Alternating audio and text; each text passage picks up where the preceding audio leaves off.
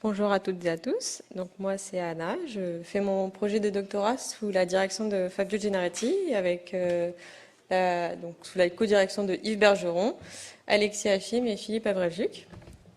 Et mon doctorat traite plus principalement des érablières nordiques au Québec et plus spécifiquement de l'étude des traits anatomiques dans le Dubois et à savoir si cette espèce ou non est adaptée au nord de l'aire de répartition.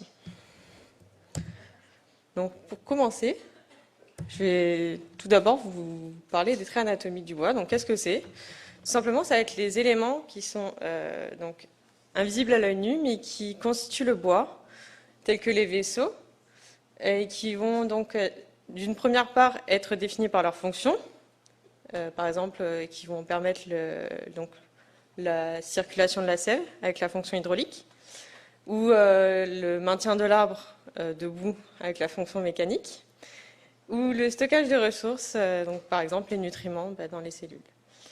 Et on peut également les distinguer aussi par leur réponse face aux différentes variables climatiques qui sont mesurables dans son environnement, tels que les facteurs abiotiques comme le climat, ou les facteurs biotiques comme par exemple l'impact d'un parasite ou d'un ravageur de culture.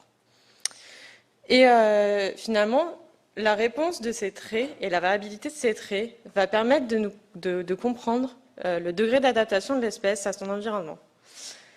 Alors pourquoi je vous parle de ça pour l'érable à sucre? Eh bien, tout simplement parce qu'en fait, au niveau de l'érable à sucre, et tout particulièrement au niveau des populations nordiques, donc au Québec, on va observer une coloration du cœur de bois qui va diminuer sa valeur marchande.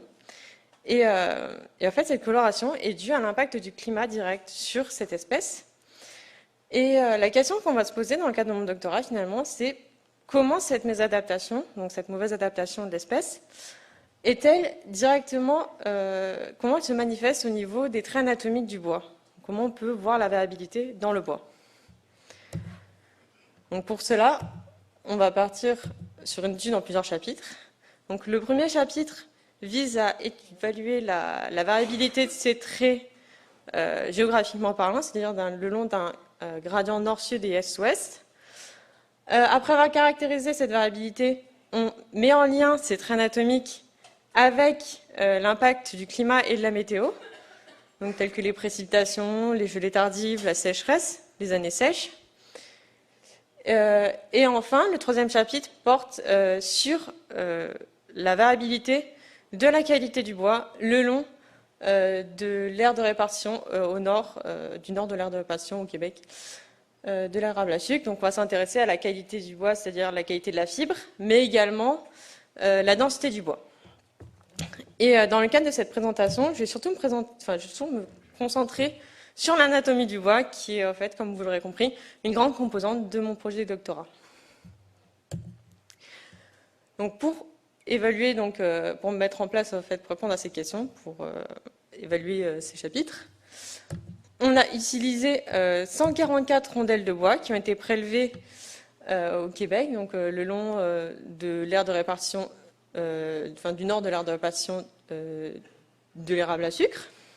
Elles ont été prélevées à 130 cm de hauteur entre 2019 et 2021 sur des arbres qui ont été abattus. Donc comme vous pouvez le voir sur la carte, vous avez les trois campagnes qui sont visibles au niveau des trois couleurs, donc le rouge, le vert et le bleu et le jaune, qui permettent donc de bien en fait avoir une bonne représentativité de l'aire de répartition.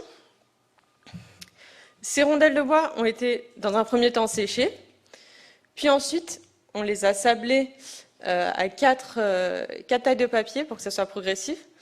L'idée en fait c'est d'avoir des surfaces lisses pour que le bois il soit vraiment visible, qu'on puisse distinguer à l'œil nu les cernes et qu'on puisse également les mesurer après scannage. Et mesurer les cernes nous permet de connaître la croissance de l'arbre. Donc en fait c'est le principe de la dendrochronologie finalement. Et après avoir scanné puis mesuré les cernes d'arbres, les cernes des rondelles, on a découpé ces rondelles, donc à 1 cm de longueur, de largeur, 5 de longueur et 1 d'épaisseur, donc pour avoir des tranches qui sont utilisées par la suite pour l'étude des traits anatomiques du bois.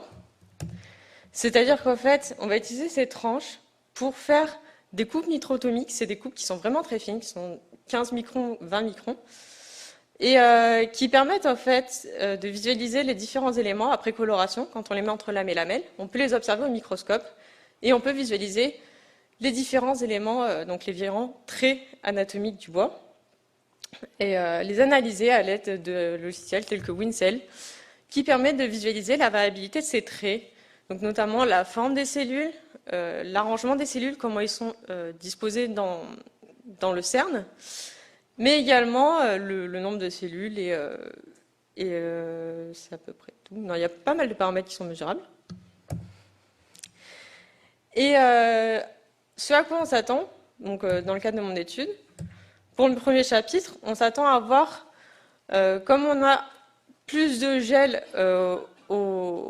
quand on va au nord de l'aire de répartition, on s'attend à avoir un risque d'embolie, donc de cavitation, en fait, c'est quand il y a une bulle d'air qui va entraîner, par exemple, la rupture de la circulation de la sève et donc la mort de l'arbre. On s'attend que, comme on a un risque d'embolie qui est plus grand en allant vers le nord, on risque d'avoir un diamètre du vaisseau qui va être plus petit, puisqu'en fait, plus les vaisseaux sont fins et moins le risque d'embolie est important.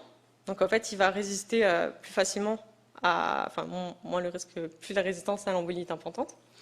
Donc il va mieux résister si le vaisseau est fin.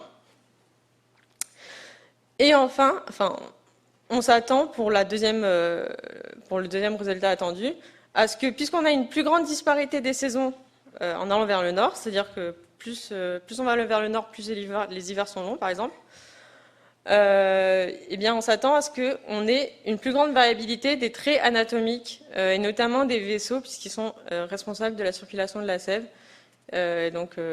qui en fait une fonction très importante dans l'arbre, puisqu'il permet de faire vivre l'arbre. Bref.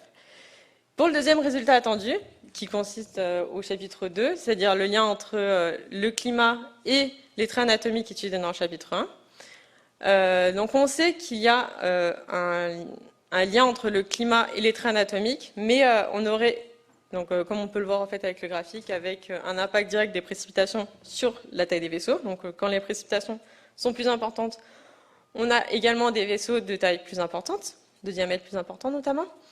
Et bien, de la même manière, on s'attend à avoir un impact des événements météorologiques, comme par exemple les sécheresses estivales. On s'attend à ce qu'elles entraînent un plus grand nombre de vaisseaux, une production de plus de vaisseaux sur une surface. Et on s'attend également à avoir une diminution de la taille du lumen. Et au niveau du climat, donc ça va plus se voir donc à l'échelle de décennies, on s'attend à avoir, donc au niveau des arbres où il y a une plus grande variabilité au niveau des traits anatomiques, on s'attend à ce qu'on ait également un plus grand pourcentage de coloration au niveau du cœur. Donc plus les traits anatomiques sont variables et plus le cœur sera coloré. Et finalement, concrètement, qu'est-ce que mon projet apporte donc à la société, ou plutôt à la foresterie? Bien, en fait, comme je vais caractériser la variabilité des propriétés anatomiques du bois de l'érable à sucre, je vais donc, je l'espère,